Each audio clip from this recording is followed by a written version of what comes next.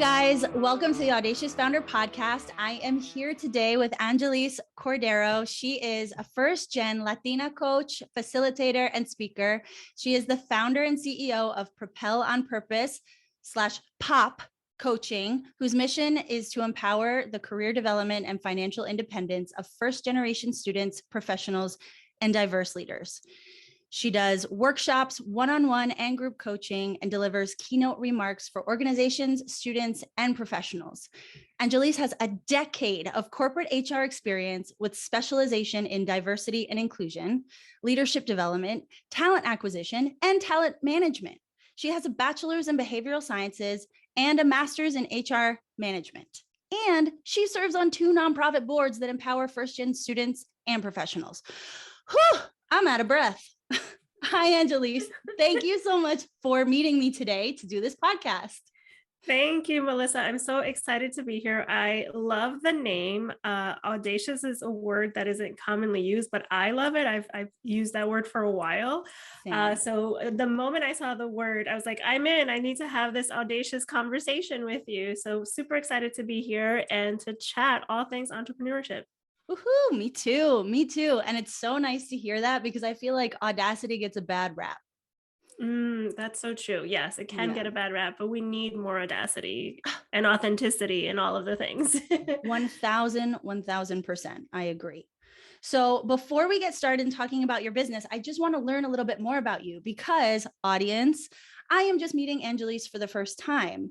I was connected to her through a mutual community of people that we both know by doing Fearless Communicators. And actually, you might remember that from the episode that I did with Deb. Do you know Deb? Of course you do. Yes, love Deb, of course. Yes. And so Fearless Communicators is a program run by Eduardo Placer, where he basically coaches us on how to give a speech. And then we put on a speech for an audience of 70 plus people. And it's very scary, but it's also very beautiful and intense. And we connect with the people in our group so strongly. It's just amazing. So Anyelis, I'm just curious, what did you speak about? So first of all, huge shout out to Fearless Communicator. Anyone who wants to just be a better public speaker, never mind delivering a particular speech, you have to go through this program. It's spectacular. And Eduardo and I serve on one of the boards that I'm on. That's how I met him. We serve on the Cuban American Alliance for Leadership Education together. And we've known each other for a few years. And I finally did the program last year. And I have to tell you, it's the best investment that I've made in a training program, not only because of everything that I learned and how it helped me. And I have delivered that has become my keynote in my business, what I developed then. I've developed it. I've delivered it a few times. I've been paid to do it. But aside from the critical learnings, it's just so much fun. And Eduardo is one of those people that he embodies what it looks like to do the work that you're called to do, to really use your gifts, your talents, your superpowers, and be fully authentic in what you're doing. He's just the embodiment of that. So it was just a true joy to see him in action and to be, a student of his. So definitely check it out if you're interested. So I met Eduardo through Kaya and I participated in Fearless Communicators, and my keynote was, I think it's called the hot pizza, where I tell a few different stories and kind of thread them together. Okay. Yeah, that's one of that might be a new thing that he's created. Oh yeah. So it's one of the kind of speeches that you can, a way of telling stories. So there's different templates essentially that you can use, and he's named it after other fearless speeches, and one of them is the hot pizza. That's one of them. You can YouTube it. It's a wonderful one. That's so cute. Yeah, it's telling a few different stories, threading them together under an overarching theme. So I talked about my personal story, which relates to what we're going to talk about here. I am the first in my family to come to this country. Well, my mom and I came to this country when I was 4 years old from Cuba. And I'm the first in my family to go to college, earn a bachelor's degree, and have to navigate that process And then eventually I realized it would mean a lifetime of first. So I'm the first to earn a master's degree, to work in corporate America, and to navigate these spaces that are very different from, the spaces that my family has navigated. The community that I grew up in was predominantly Hispanic in a working class urban city in New Jersey. And so going to the suburbs for school, to a predominantly white institution, being around really wealthy people for the first time, that's something that shaped me in college. And then I realized there's a whole other world that I haven't seen or been exposed to. And now I have to learn how to navigate with all of these identities that I grew up with. And how do I navigate these spaces where there's not a lot of people who look like me or have had similar experiences? And so that first gen experience, when I think about diversity in my identity and the challenges that I face, very seldom has it been because I'm a woman. I've mostly worked in female dominated spaces. Very seldom has it been because of I'm Latina. My first job was working for a nonprofit organization that was for the Hispanic community. So everybody that I worked with was Hispanic. Yeah. And so, and then I went on to pursue a career in corporate HR, although I was in a female dominated environment. I worked for male dominated industries like finance. And so I still would say that being a woman was an advantage because I was around a bunch of other women and there were female leaders.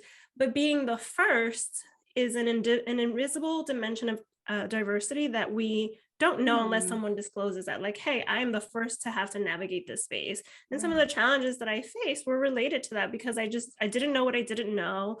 When I was struggling with something, I didn't know it was, a symptom of not having access to that information or having role models or mentors that could help guide me, and then being really embarrassed about not knowing and not being able to admit those things. And that's where like a lot of that imposter syndrome comes in, where you're like, I don't think I belong here. And it's like, no, you're just learning this space, and that's why you feel that way. So I had to navigate that entire, journey. And at some point in my 20s, when I felt very lost and stuck and I had no idea what I wanted to do for my career, I thought it would be great if I had someone who could like literally handhold me through this process. A mentor, yeah. Right.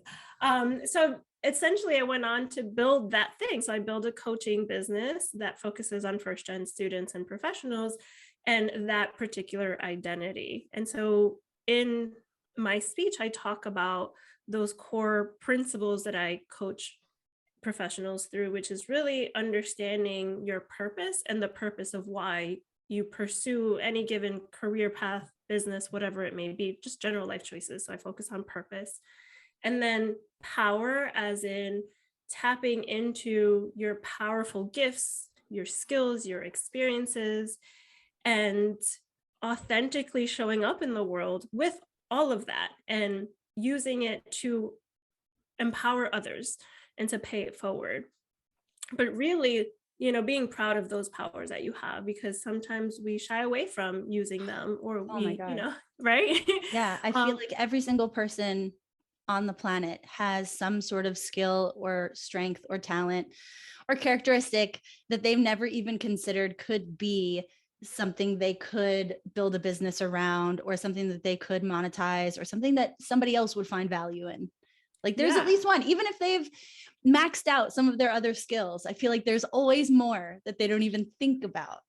Exactly. And that brings me to the last piece. So these are the 3 P's, is pay. We worry so much about pay, money, income, all of these things. And oftentimes we're making career and life choices from a place of like survival mode. So I talk about the survival mode mindset, especially when you're the first, you feel so much pressure to be successful. And oftentimes that comes with a price tag. And so you're worried about that. And instead of pursuing a career path that's aligned with your purpose or your power, you just go for the pay. And you think it's a this or that, but it's, as Eduardo always says, it's a yes and. Like, yes, you can do the thing that you love, that, is purpose driven, that taps into your power, and you get well paid to do that.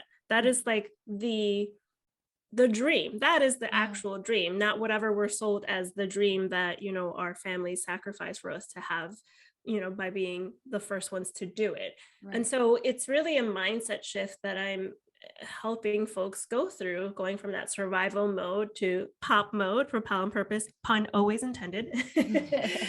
um, so that's essentially what I do and how it sort of came to be. So in that keynote, I give 3 key stories around my life that really kind of show the evolution to this point of how now I have my full-time business and why this is my focus. I have a lot of questions now. Love it. First comment though, so everybody knows, I'm going to put your speech, if that's okay with you, in the show notes so that they can look it up and listen and watch. Absolutely. Yeah. Okay, so I will do that. So first, I'm just curious, how long have you had this business? When did you start? So that's one of the stories. So I actually went on to pursue this career in corporate HR after I graduated with my master's.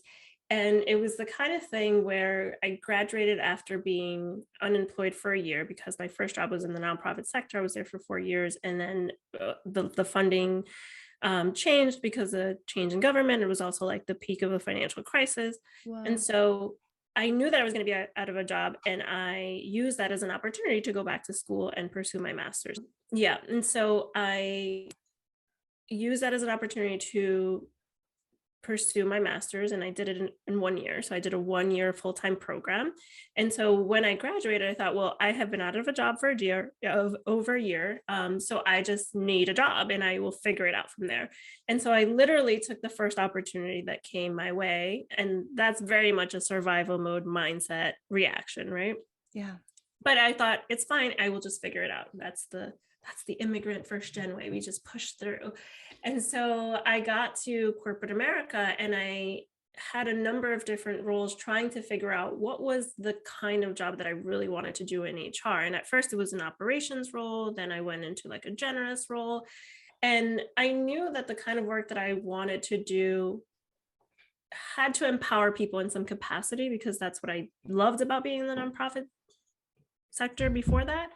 And I thought, I didn't get a master's in HR to like manage data or to be in systems. Like that's not aligned with like my interest, or like those aren't I can do that job and I can do that well, but that's not where my power lies, right? So at least I had that inclination of like, this isn't it. And I have to try and explore a number of different things till I get to the point where, okay, this is more aligned. And so when I finally reached that role, it was in 2018, I got promoted into the manager of a leadership development program in finance for my last employer. And for me, that was the dream job at that point in my career, because I love working with early talent. They're fresh, they're recent college graduates. And so they're, little sponges, they're open, and, they are coachable. And they're typically really high performing. And I just vibe better with people who are ambitious and high performing and, want to be strong in what they do. And so that was it. That was the dream. And at the time, my partner and I were dating for the second time around. And he is a salesperson by trade. Like he was in financial services for a number of years. He was a financial advisor until he quit and, went the startup route, and then ended up founding his own startup, and also has had a number of side businesses. And so at that point, we were having sort of like a rift in our relationship because of time commitments. And I had my full-time job, and that was it. And he had like these multiple businesses that he was managing, and the one that he had just started. And he said to me, well, that coaching business you've always wanted to do, why don't you finally do it? And I like wanted to punch him in the face when he said that. Oh, like, why would I feel like that's such a common feeling, right? Like right. when you have this sort of dream and you mention it here and there, and then somebody's just like, okay, we'll do it. Then you're like, no, like F you. What do you mean do it? I can't do it. I can't.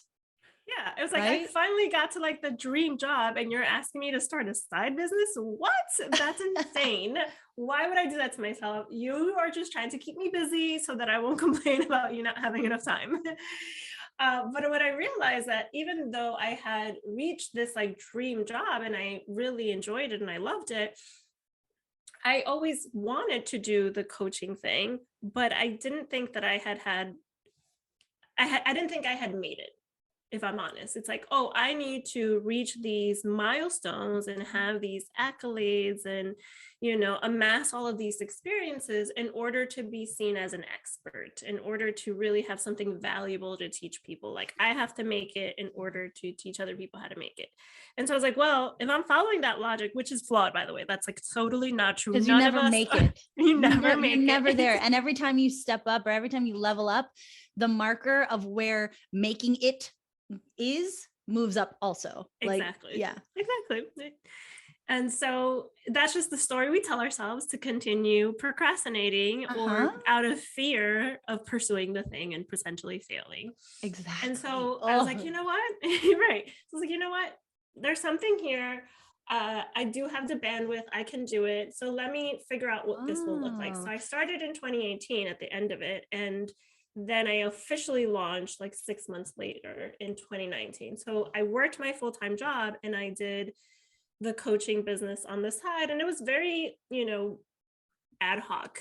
I wasn't consistently, it probably wasn't until after 2020 that I was more consistently pursuing clients actively. Initially, it was all through like referrals from my network. And so if something came in, then I would have that client and I would do some social media marketing, but I was treating it like a side business. Right. Yeah. Well, it was making money. It made money the first year and the second year, but I wasn't treating it like I was going to leave corporate America, because I never thought I was. I actually thought, I love this organization. I love this job. I want to continue to grow and get to a certain level. And maybe depending on where I am, then I'll pivot and to this full time. But I didn't go into, there's a lot of people that start their side business and they're doing it for a while in tandem with their full-time job as their strategy to exit. Like that's their exit plan. Right. I didn't go into it with that mentality. In fact, one of my girlfriends, when I first said it out loud, like, I think I'm ready to like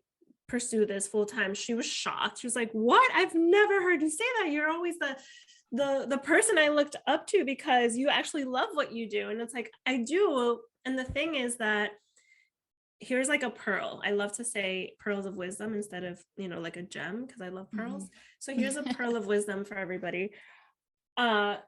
We have to stop leaving relationships, whether that's a career, work relationship, or any sort of relationship, when it's gotten to the point where it's toxic. Like too many people, especially when it comes to career, like you wait until you can't take it anymore. And that's when you start looking at other opportunities.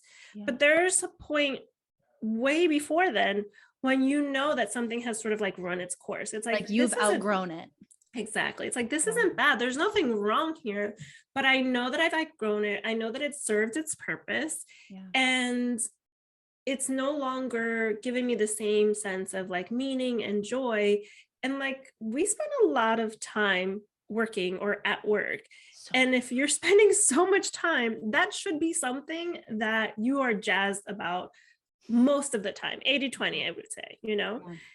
And the work itself was great. I loved working with our associates, but I started, especially, I think, big symptom of the pandemic, it changed everything. And so that changed the nature of the job, the interactions, all of those things. But I think what it made me realize is I just want more flexibility and freedom with my time, with my creativity, and with, what I create in the world. And that's not corporate. Corporate, you need permission for everything. You need buy-in, you got to collaborate. And sometimes you're collaborating with people who don't have the same expertise, who aren't as smart, who just have more, power and authority. And like that piece of it started to like, get to the point where it's like, this makes it less enjoyable for me. Yeah. And so I do need to pivot and do this and just finally take the full-time leap. So I'm full-time since, I would say, November is when I left corporate, but really this year in January was like, okay, that's it. That chapter has closed. Okay, now we're full throttle with the business. So January 2022 is when you quit your corporate job. November 2021. And then, it was the holidays, my birthday's in December. So I was like, I'm going to take the rest of the year to just kind of close the chapter. Yeah. And then boom, January 1st, like here I am full time. That's interesting to me too, because it's like, once you started, how long were you doing the side business, the coaching, before you decided that, no, okay, I'm done with this corporate job? Yeah, I think officially like 2 years. Wow. two That and a is a half years. long Yeah. time. Mm-hmm. Because Yeah. I was thinking, oh, okay, once she got a taste of autonomy, once she got a taste of like, oh, I can make this happen on my own. I don't need permission from anybody. I don't need to like check with somebody before I do something. Then that was when she was like, okay, no, I can't handle working for other people or Mm-hmm. being under the thumb of other people anymore. But no, you did it for 2 years. Yeah. Wow, that's nuts. Yeah, because that's survival mode. I thought I Okay, yeah. have to keep working this full-time job and I have to get to like the director level so that, if anything were to happen, I still have that under my belt. That's a Well, great because time. corporate equals safe, quote unquote. Right, exactly. It equals safe. It equals, a steady paycheck, a And predictable income. had your parents ever worked in corporate? No, no. Actually, it's the opposite. My mom is an entrepreneur. She's always had like Oh, different forms of businesses. But that meant growing up that like we were living paycheck to paycheck because she had the ideas, but everything was self-taught. It wasn't like she went to school and learned how yeah, to run a business and all these different things. So I think I developed the opposite. It's like, no, I need a safe and secure career yeah, path because I remember the pain of like being worried about money and I don't want that kind of a life. So in yeah. my mind, entrepreneurship equaled pain, equaled unpredictable Wow. income. It equaled like, Yeah. oh, that's just not safe. And so Right. I had to test the water, which this is why I think it's important for people to tell their stories when it comes to entrepreneurship, because sometimes it gets glorified. And yes, it is wonderful to have the flexibility and the freedom to own your time and your creativity and all these things, but it's not for the faint at heart No. because Oh you no. have to be very strategic. You have to have discipline. You have to do all these You things. have to be able to shoulder a crap ton of stress at times. Yeah, And you have to be able to not go absolutely. insane when that happens. Exactly. Like there's Yeah. so much that goes into it, and everybody has a different path. So Mhm.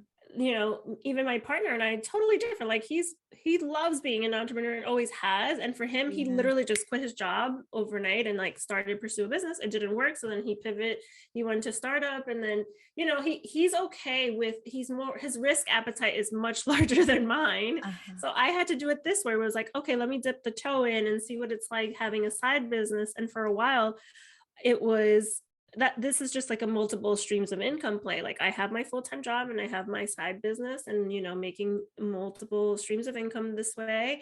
And I have to do this in my mind. I have to do this for a little bit longer so that I can have more of a cushion and then I'll take the leap. Exactly. So yeah, it took a while. Because you already had these stories that were the opposite. Like the stories that you had was that entrepreneurship was painful, was, dangerous, all of these Mm-hmm. things, right? And you still allowed yourself to dabble, Mm-hmm. and then you just allowed that, you were open with it, right? You allowed that to sort of like run its course and see where that took you. And that's Mm-hmm. really nice, because I feel like a lot of people shut themselves down. They might have those same stories of, no, I can't do it on my own. No, entrepreneurship is uncertain. What if, nobody buys my product? What if nobody buys my service? They have all of these stories. And so they don't even try. They don't even Mm-hmm. dabble. Yeah. And that sucks. Yeah. And I think that's why you have to figure out what works for you. For me, it worked better having a full-time Right. income so that I could explore. And, Mhm. when I first started, I was doing coaching for small business owners. And my first two clients were the co-founders of this, digital marketing small business. And I loved that. And I did some HR consulting for them too. And then that evolved into doing more one-to-one coaching for professionals that were looking to make a career transition and doing resumes and LinkedIn. And then I realized, well, it's a harder business case or proposition for someone who's so ingrained in like, no, the way that I was like, no, I have to have this full-time job.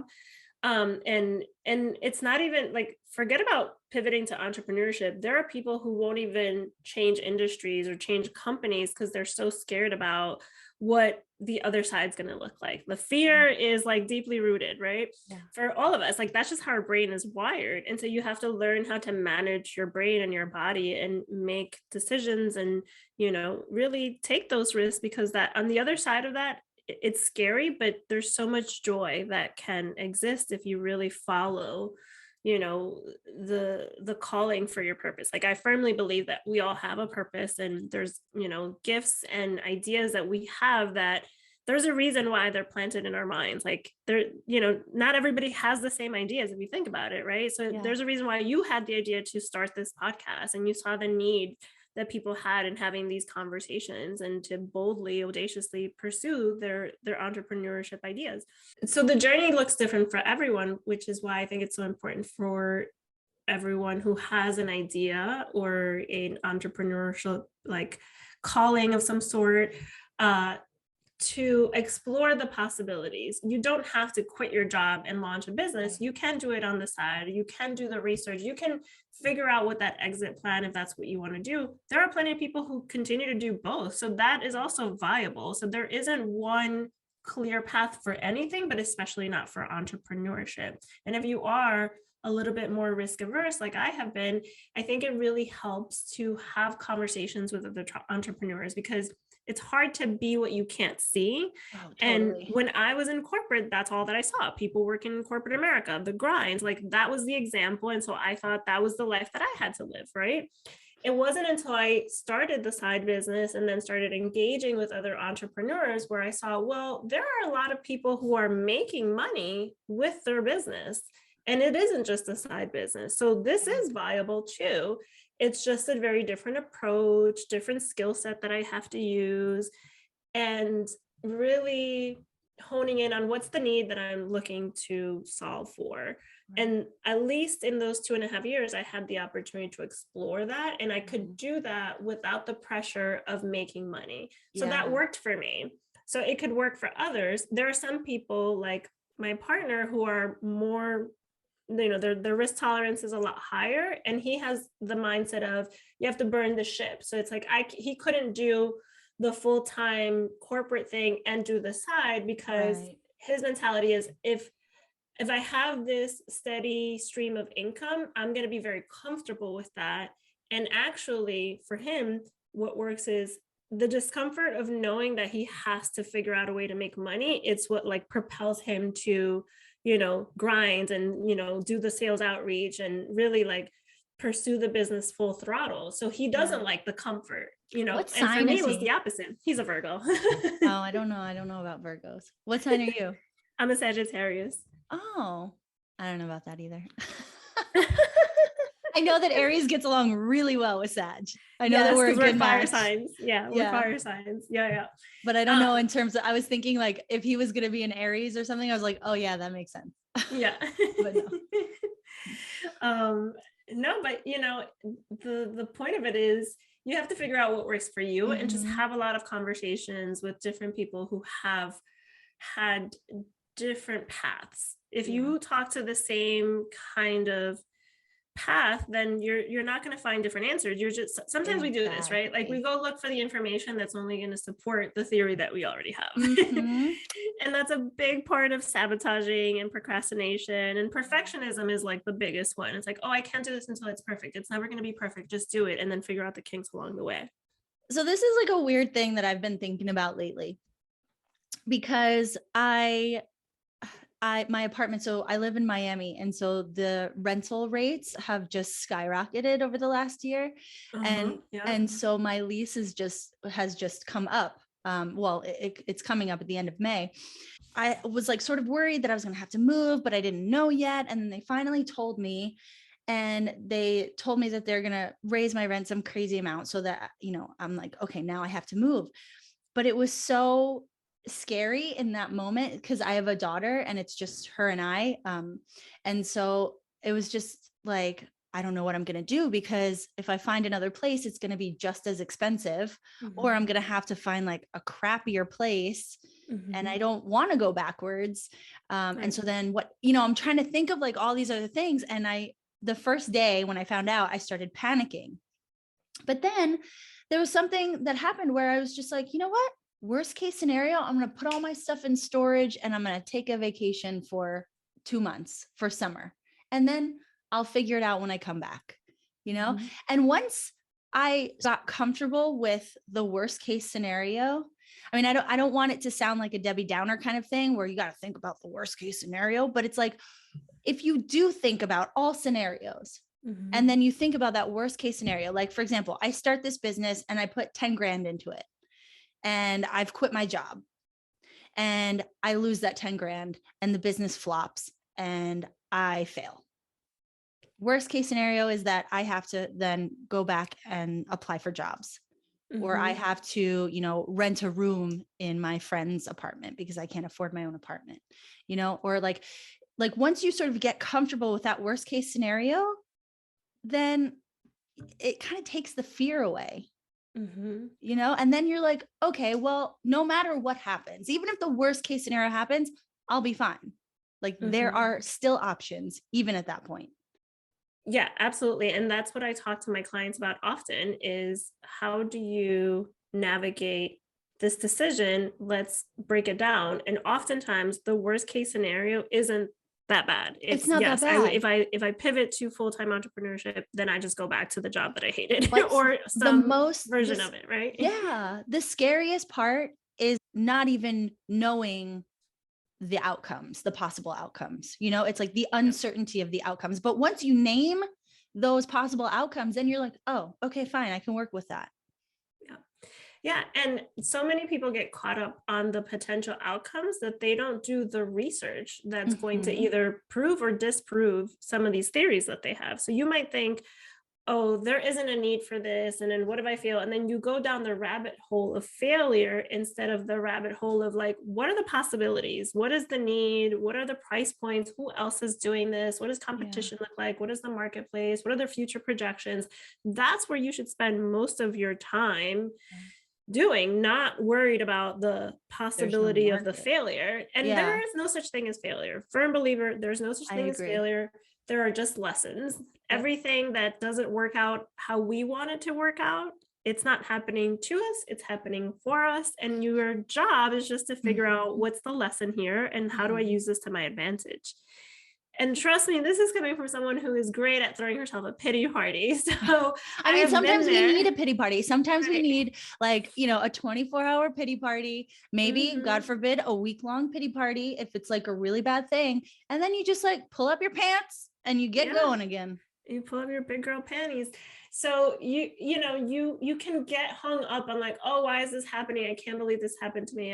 I'm such a failure. And when you fail once, that doesn't make you a failure. It just means that particular situation didn't work out. And so it's about the concept of failing fast. So going through whatever didn't work out, what's the lesson here? How do I use this to my advantage? And then keep it moving. So you have to get really good at that. Like, oops, sorry.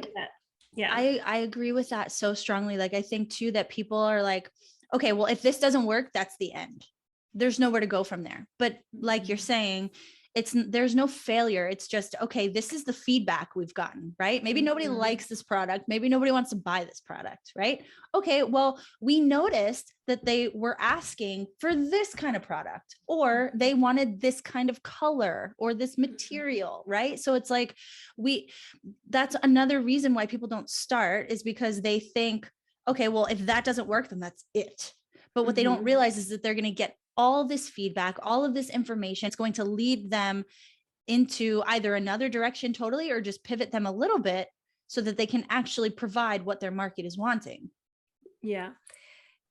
And I love that you're mentioning this, because the other thing that I think happens often is that people don't want to talk about what they're doing. I hate this. Oh, I want to do an entire podcast on this. Yeah.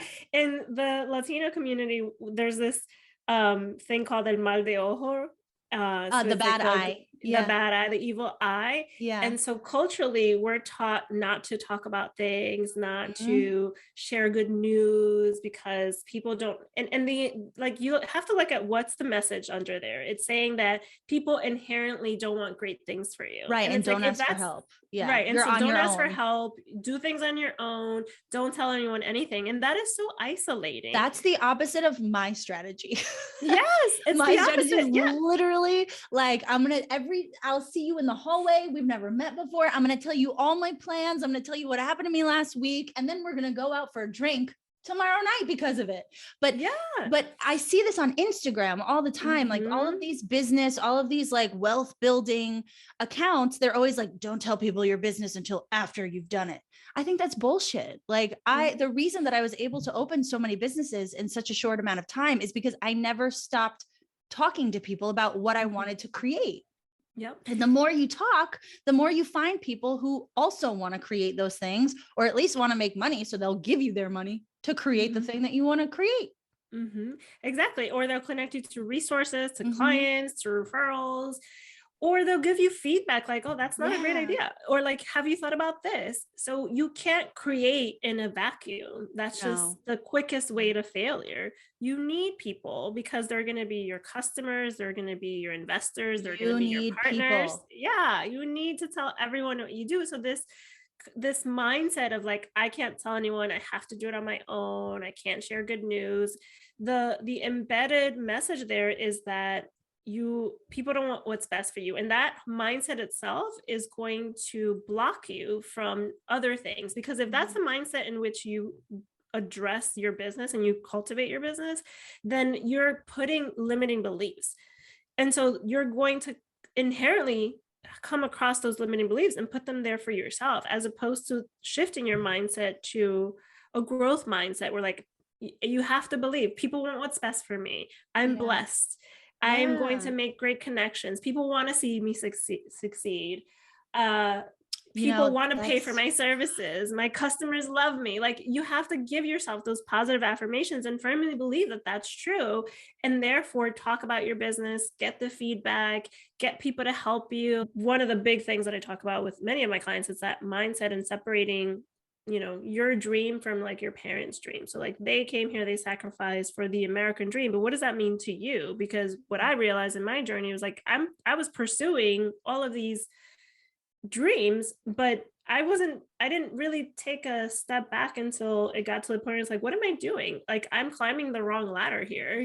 I'm climbing a ladder because I think that this is a ladder that I should be climbing. Because you were told that that's the ladder to climb. Yeah. And it's like financially rewarding.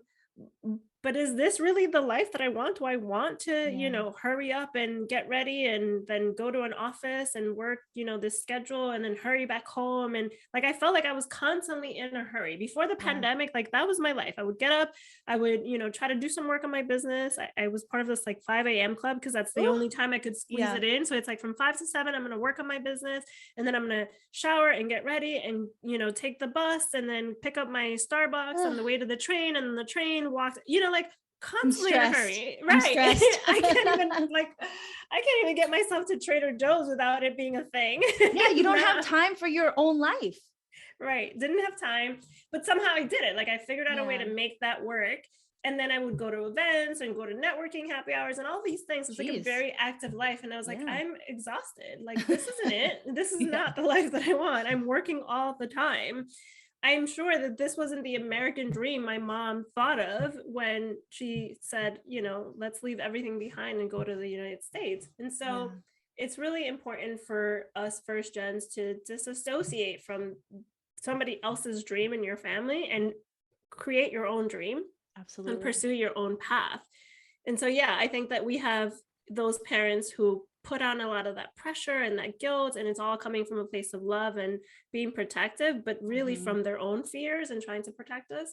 Or those parents, my mom actually is of that camp of like, just figure it out, do whatever you want to do. I trust you're going to figure it out. Well, she's a risk taker, it sounds like. She's more of a risk taker. However, that for me was like, well, then I don't have like that guidance. So then I created the path that I created, or the path that I was pursuing. It wasn't her path, because she was like, do whatever you want to do, but it was the path that I saw other people in my network taking, because those were the examples that I had. And it was like, corporate's the way to go.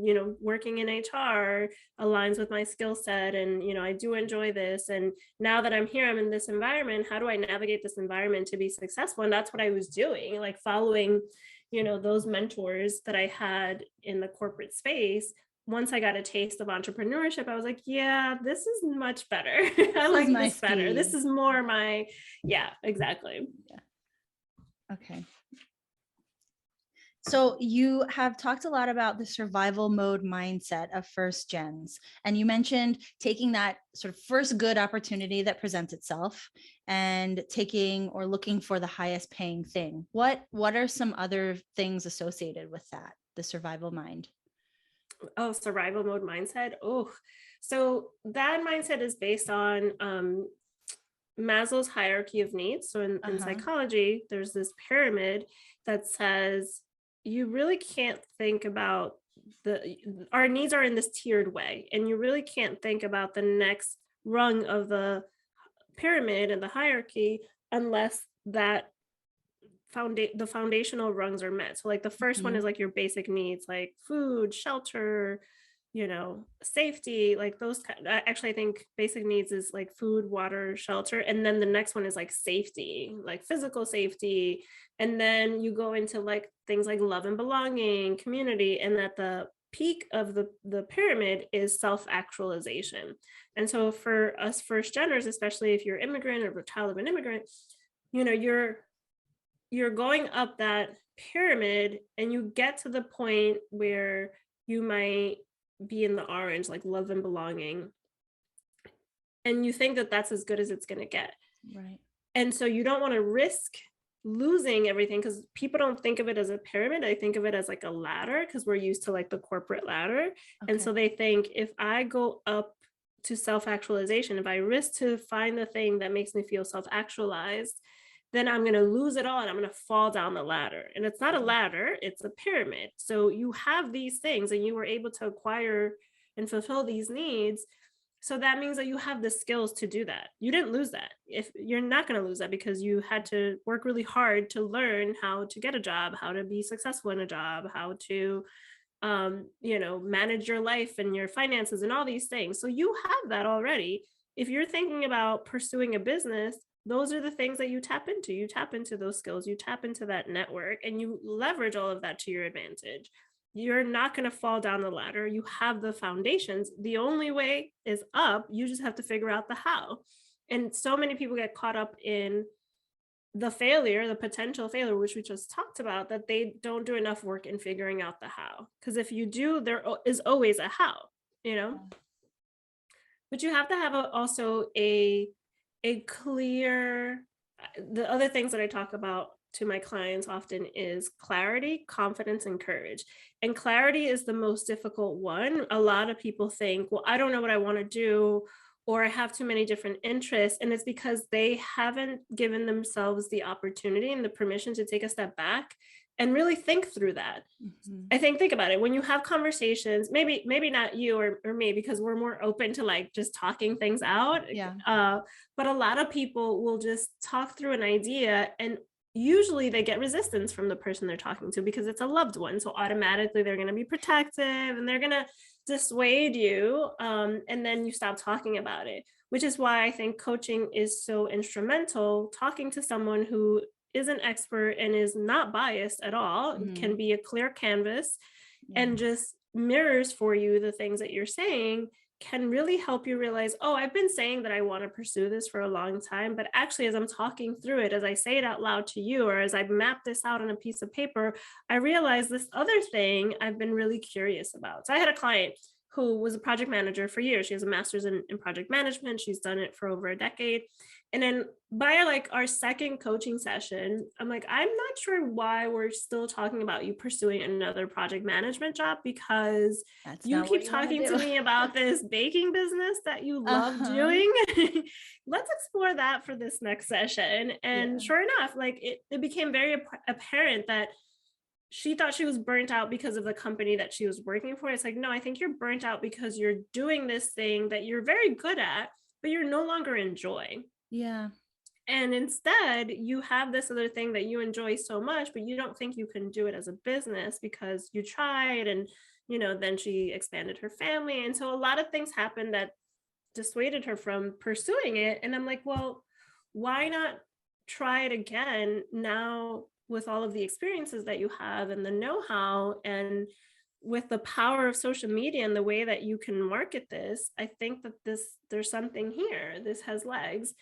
And so getting clear on the what is very important when you're pursuing some kind of business idea. Like, what is it that I'm offering?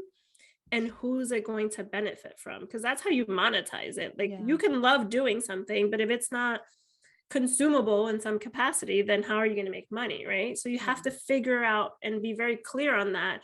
And then what keeps businesses going is that you have to love that. You have to love doing that. If you're just doing it for the money, yeah, that can work. And a lot of people do that. But I think you have to be genuinely like curious about what it is that you're doing or you're creating or you're producing or you're making, because that will sustain you in the long term, you know? Yeah, I have a few thoughts on that. I agree with you that passion is necessary, because I think it's what propels you over and through the obstacles. Like, there will be so many obstacles that if you're not passionate, if you don't care that much about the thing, then you'll just be like, oh, you know what? This is too difficult. This is too hard. I'm tired. Like, bye, enough. So I think passion is important. Yeah. The other thing is that I was having a conversation with my friend, and I think I even talked about this in another podcast, but I think it's very common for specifically women, because that's who I hear it from. I don't know if men have this problem too, but they have all of these ideas. Like, every day they're like, "Ooh, that could be a new idea," or, "Oh, I love doing that. I could make that into a business." And then they get stuck, like you said, because they don't know which one to choose or which direction to go in. And a lot of times people think if they choose one of them, they are like throwing all the other ideas away. But that's not what it is. It's like, you might choose one and explore that. You might choose one, research that, talk to some people about it, and see if that feels good. Because you might get, 6 months into it and be like, you know what, actually, I don't love this. Like, this isn't as awesome as I thought it would be, and then, oh, but I have this other idea. Okay, well, let me pivot into that idea and see if that one feels right. It's like the three with Goldilocks. Like, oh, this porridge is too hot. This porridge is too cold. Let me find the right one. And I think people don't think about it that way. They think, if I'm going to start a business, that's it. Like, I have to commit 100% and I can't be wrong, because it's such a big risk that if I'm wrong, I'm screwed. No, if you're wrong, you just try something else. No big deal. Those other ideas can just be there waiting for you. Well, that's such a valid point, because we think about entrepreneurship and small business ownership as one and the same, and they're not. There's a difference between being an entrepreneur and being a small business owner. You can be a business owner, but a business owner will likely just have that one business. When you're an entrepreneur, you have a series of businesses. That's what entrepreneurship is. The ability to be able to launch a business, hopefully make really good money, and then you have another idea and you want to explore that. That's entrepreneurship. The constant ability to build, to create, to monetize, I think is the best way to describe the entrepreneurship spirit. But if you're a business owner, that's different. Then you just want this one business and that's what you're going to dedicate your life to. So it's getting clarity. It's like, what do I really want? Do I want to be a business owner? And this is it. This is my business that I'm going to build and grow and sell or whatever.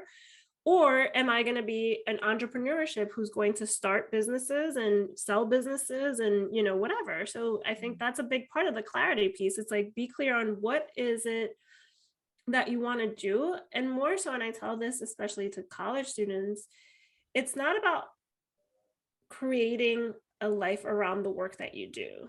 It's the opposite. It's like, what's the life that you want to lead? And then go find the career, the business, whatever that's going to support that lifestyle. Right. Because there are so many people who are actively disengaged at work because that job isn't meeting their needs. Like, it's not meeting their like hierarchy of needs, and they don't enjoy the work that they're actually doing. So it's like your work.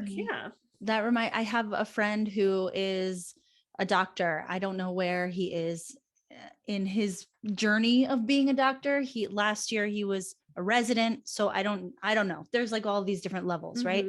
But he always tells me how like crazy busy he is, how he like hardly has time for a personal life. And I mean, I understand, like, okay, doctors have to be really serious about their job. I get that, but he's building a life around the career. As opposed to finding or deciding what kind of life he wants and then building the career around that kind of life. Yeah. Yeah. So that's a Exactly. great example of that in my head. Absolutely. Mhm. And people go full on in those journeys of doctor, lawyer, and then they get to the career and they hate it. And Yeah. because they didn't really give themselves the permission. And I get it. That's also coming from a place of privilege. Like not everybody has the privilege to explore and to follow different career paths because they Yeah. do have to, feed families and do whatever it takes. So I Right. get that. I'm speaking to a population of first gen students and professionals who have had those opportunities and can do some of that exploration, but they still don't. Or they're like, 15 years down a career and they've amassed all of the privileges, they're financially well, but they still won't take that risk because of all of the fear. Okay. I think it's a good question for you. What can first gens do about the guilt that they feel from either wanting to like get rid of the safe option and go out on their own, or actually pulling that trigger and doing it? Because I imagine even just thinking about that before you've taken action around it, I imagine that even gives you guilt. So, and then when you actually do it, I mean, maybe after a while it dissipates, because once you start doing the thing and you see that it's progressing and you see that you're bringing in money and you're safe again, then it's fine. But like that guilt of not agreeing with what your parents want you to do, that guilt around like what they had to do to give you these opportunities that you're now quote unquote squandering. Like what can they do? I love this question. Ask yourself, what is worse, that guilt or the pain of being unhappy? But So a happiness lot, is a superfluous. it is superfluous, but I would say on the whole, if you haven't discovered that sense of like purpose, like what is it? And that changes, by the way, like it can evolve as well, but you have to do enough exploration to connect the dots in your life and see what's the through line. Like there are no accidents. If you think, if I would bet anyone that you have on the show, if you ask them to kind of connect the dots, there's always going to be one of two things that are pretty consistent, that they consistently love doing, or they consistently brings them joy. There's something, maybe it's around, educating people, maybe it's around creating something, maybe it's around um standing up for something. There's something in all of us that we know inherently, like I really enjoy doing this. Yeah. And you can figure out a path around that thing that you enjoy. And even if it's not something that you can monetize, for example, one of my best friends, would love to doodle, and she now does calligraphy. So she does like these beautiful Yeah. boards, she does signage for weddings, she has a wonderful Instagram with Like like I over think you can 20,000 monetize followers. anything. Yeah. So Yeah. she figured out a way to monetize that. This isn't going to be her full time, although at this point she probably could, because, she Yeah. gets sponsorship from big brands now. But that was just like a hobby for her, but she just like enjoys creating something beautiful. And especially if it gets to be a part of somebody's celebration, like a baby shower or wedding, right? So she loves that. And she started a business from that. She still has a full-time job, but she knows that in order to feel good, she has to actively be creating something in the world. Right. Aside from what she loves to do for her full-time job, which is working with students, with disabilities, like that's really important to her too. Now, this other thing, at some point, she probably thought, I can't make a business out of this, or I can't monetize this to replace my full-time job. But she knew she had to do it just to get that creativity out of her, to use that gift. And she has, and now it is something that is very monetized and she makes really good side money on. She could leave it for if she wanted to. She hasn't made that decision, but she could, which is just an example of how you have to get really clear on like, what's the thing that I really am good at, that I enjoy doing, that I have to do because it's my gift, right? And Yeah. then see if there are opportunities for you to monetize it. And even if there aren't, you should still do it. But I bet that there is a way to monetize it. In this day and age, you can monetize anything. There's a way to sell that thing. Yeah. No, I agree. When I said that happiness is superfluous, I was sort of being devil's advocate, because I think that previous generations, they didn't even have an opportunity to seek happiness, you know? And so I think the story in a lot of our generation, millennial generation's head, is like, why do I have the right to be happy when my parents had to struggle? And especially first generations, I think, have that voice in their head. Like, who are you? You know, your parents had to grind. Who do you think you are? Yeah. You think your mom went to the spa to get Botox? No, ma'am. You think, you know, you think your mom went to the gym every day to make sure her bod was looking right? I don't think so. Like, your mom worked 3 jobs so that you could get your ass to college, right? So then who are you to then, you know, throw that college degree away, blah, whatever, and go pursue nail art for a living, right? Like, who are you to go try to be a DJ? Who are you to go do these creative things that are not what they struggled to give you the opportunity for, right? I think that's the story. And so then it's like, I think what you started to say was like, they do have to get comfortable with happiness being a reason, because that's literally why they did the work they did, so that we could have happiness. And I think going even further and deeper into it, I think the more people allow themselves to seek happiness and find it, I think the better the entire world will be. Because like, if you just imagine on a micro scale, the parents coming home from work, or maybe not even coming home, but just, you know, be sitting at the computer or whatever their work looks like, they finish work and their child is here, and the work they were doing was something that fulfilled them, you know, that fed their purpose, like you're saying. What kind of interaction is that parent going to have with that child now, as opposed to coming back from an 8 or 9 or 10-hour day from a job that they really don't like, even if it pays them well?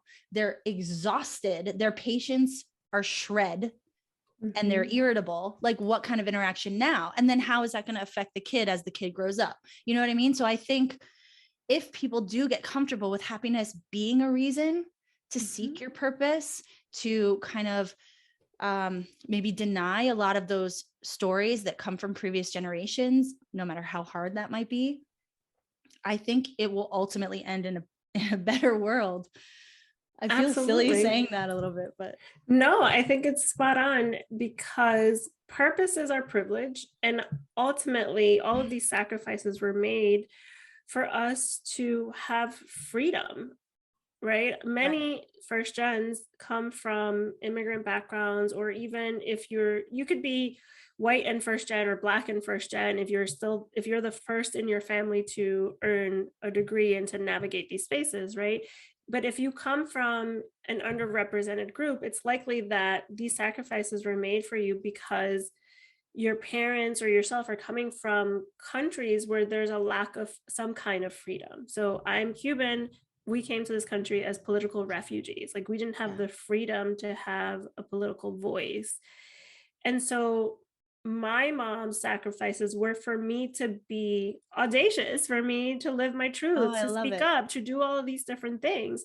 So I think it's also getting clear on like, why were these things sacrificed for me? I think we often tend to think it's so that I could go get a college degree and have a job, but nowhere in that script does it say have a job and be miserable. Or like, you know, so it's happiness, it's freedom, it's actually paying it.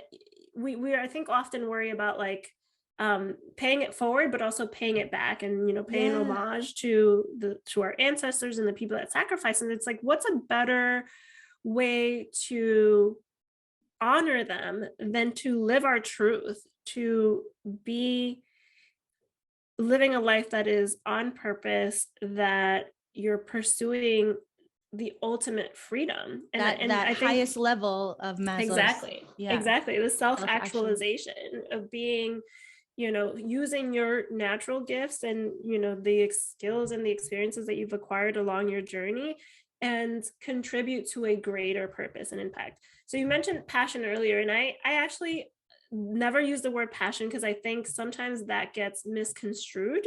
People think, oh, I have to follow my passion, and they think that it's this thing that fires them up. And that can take you so far, because sometimes, especially if you're someone who has a lot of different ideas, sometimes it's like a spark that gets lit and then the spark dies, right?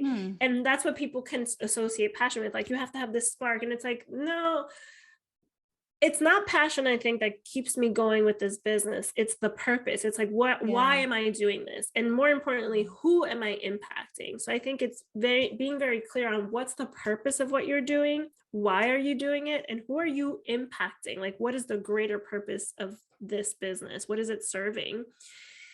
And that will, I think, sustain you when it gets really hard. When you're like, oh, how am I going to make bills? Or like, why am I still doing this? It's like, oh, right, there's a generation of people who are stuck on survival mode, and I'm here to help them shift and realize there's another way.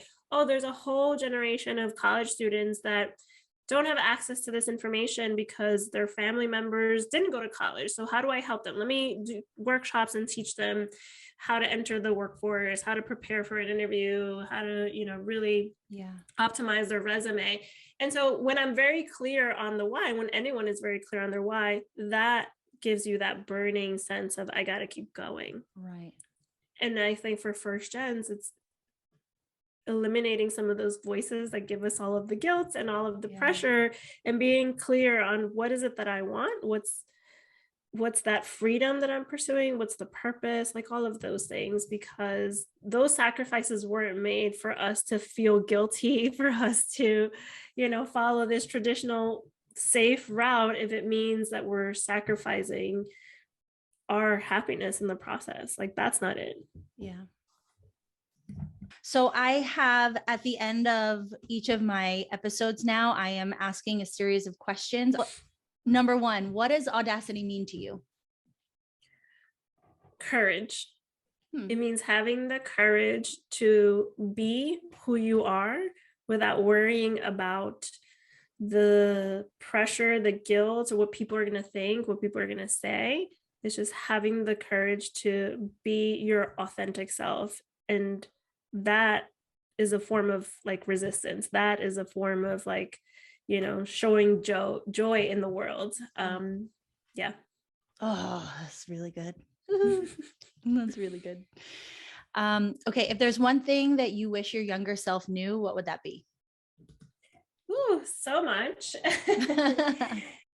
Yeah, I would, ironically enough, the thing that I would tell my younger self is to be more audacious, because I think I was trying so hard to be the responsible person and, be the leader who followed this path. And like, I put myself in a box for a long time. And when I was stuck or unhappy and I didn't know how to get out, I would ruminate too much about the consequences and the possibilities. And that's why I can say this now, that we spend too much time in that phase instead of figuring out the how. So I think in my 20s, and it's also a symptom of being a 20-something-year-old, but I was like, oh, woe is me, I'm so unhappy, I don't know what to do. And then I spent a lot of time there, as opposed to more time in the solutioning and figuring out the how. But a big part of why I was doing that is because I was scared to pursue something that was different, because I didn't know what the outcome would be. And I was very worried about all of those things. Like, what are people going to say? What are people going to think? What if I fail? And just be audacious. Just be audacious. Just be audacious. Yeah.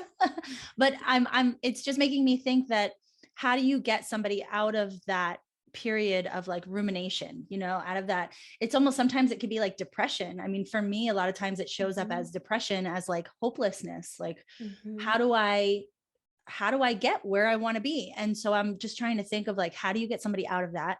It's just resources and exposure, right? It's like doing the kind of work that you and I are doing. It's putting up videos or showing up on Instagram or doing coaching where you are helping people find those solutions, helping people find those resources that they need to pull themselves out of that low, sad place.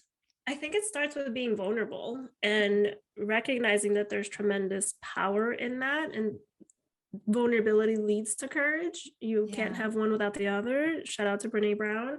Shout out to my all the guys that I date who are not vulnerable. Right. That's what I'm dealing with these days. Sorry, side note. Yeah, no, it's true. I mean, it's really hard for men to be vulnerable. Trust me. I know that intimately as well. My partner has had to go through the journey where we're finally, over 10 years on and off, we're finally in a place where he's like, he understands all of it, right? Like he had to do his own work to get to this point. So I get That's that. awesome though. That's awesome Yeah. that you guys both stuck with it and that he was willing to do a lot of work and that you Yeah. were willing to be patient. Yes. I'm grateful for both of our journeys and that we're still here. But I think vulnerability is key, and that leads to having conversations. So you can ruminate on your own, and I spent a lot of time doing that and a lot of time hiding and pretending like everything was okay, and then just masking the unhappiness by going out to drink or wasting time or doing all of these other things, because that was a way of procrastinating and not really thinking about or talking through the hard stuff. I think a lot of people can relate to that. Like we are very good at pretending and masking things when we're not happy. Distracting ourselves. Yes. I had so many distractions, and it wasn't until I started to have vulnerable conversations that I realized, well, this isn't just a me thing. This is, a symptom of being a 20 something or not knowing what career path to follow. And having those vulnerable conversations gave me access to solutions, whether that was through a mentor or through an opportunity or through volunteer efforts. And all of those experiences, I abstracted something from them, and it's been a part of my journey, and it helped me grow and develop and get to a point now where it's like, I don't waste time in that rumination. Sure, I will give myself grace, and I know how to self-soothe now and all of the things. I have the tools, I've done the work, so I have the tools. Right. And so I do that more quickly when I'm in that space. And now I know that I can move past that and focus on the solutioning piece. Right. You kind of just answered one of the questions was, what is something that made a huge difference for you in regards to building your confidence? And I think you sort of just touched on it. You tried all of these things and you extracted the things that meant something to you. And I think doing that, go ahead. Yeah. Well, one of the things that the myth that I love to debunk about confidence is that a lot of people think like you're either confident or you're not, like it's inherent, and it's not true. Skill. It's a muscle. Yeah. It's a muscle like anything else. And there's like two parts to confidence. One is the mindset. Like you have to believe in yourself first. You can't convince anybody else if you don't believe it. So it's mindset. You have to believe it. And then it's proof. You go out there and you do the thing enough times, and it serves as proof that you're good at something. So public speaking is a great example. Like the last keynote that I did, somebody said afterwards, like, oh, you're such a great storyteller. And it really warmed my heart, because I never saw myself as a storyteller. I never thought I could do that. Stand up in front of a group of people and like boldly share my story and have fun with it. And in the process, like make an impact. I wanted to do that. There was a part of me that had that vision, that wanted to pursue that. But then that voice in our heads that is fear ridden, it would be like, oh, that's not you. Like you're not, a Tony Robbins. You're not like a tall, you don't have a deep voice. Yeah. You don't have a deep voice. Yeah. Oh my God, your voice is really, yeah, like all these things, right? That reminds me of my friend Nicole, who I did a podcast with. She owns a gallery in Miami, and she told me that for the longest time she had this image of what a gallery owner looks like, and it was not what she looked like. Right. And so it's something as simple and silly as that holds us back sometimes. Like I'm not a public speaker because I don't look or sound or command a room like Tony Robbins does. Right. And as you were talking, I was just thinking like, I think everybody is a storyteller. Yes. Like, cause everybody has a story. So it's just intrinsic in us. Like we are all storytellers. Exactly. And that whole point of it's hard to be what you can't see, but sometimes there aren't those examples. A gallery owner looks a certain way, and that's by virtue of all the things that happen in our society, in our country. So be the first one that looks different. Be audacious enough to be that person. And then you, by doing that, you have no idea the ripple effect that that's going to have. Someone else who has wanted to be a gallery owner and couldn't do it now is looking up to you and saying, oh, it can look differently. It can look this way. And so that's the whole point of being audacious and being an audacious entrepreneur. If you have the vision. And she's paying it forward because she's like bringing in a lot of artists that are from Mexico. She's from Mexico. So bringing in a lot of different types of art from different types of places that you don't normally see. And so she's literally giving people opportunity, just like what you're doing. Like you are focusing on this specific niche. So you are creating space for that specific type of person that might not really be there or not be as focused and specific and effective. Right. So I love that. I love it. Exactly. Oh, I have to check out your friend's gallery now. I love it. Wait, where do you live? I'm in New Jersey. Oh, okay. That's what I thought. Okay. No, but I definitely want to be somewhere warmer. So I'll be exploring Florida some more. I was there. Please. I have a friend who lives in Miami Beach. So I was there, I think February. Okay. I loved it. I love being in warm weather. I really like it. I lived in New York for 14 years. Well, as an adult for 14 years.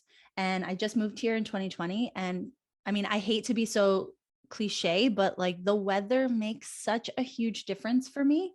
It makes it so much easier for me to be happy. Oh, 100%. Yeah. I'm a happier person under the sun and with the beach flowing nearby. Absolutely. I definitely want to explore that. But yeah, so confidence is something that you can cultivate, and you cultivate it by mindset and through just doing the thing to the point where you feel confident doing it. And that doesn't mean that you don't get nervous. I still get nervous every time.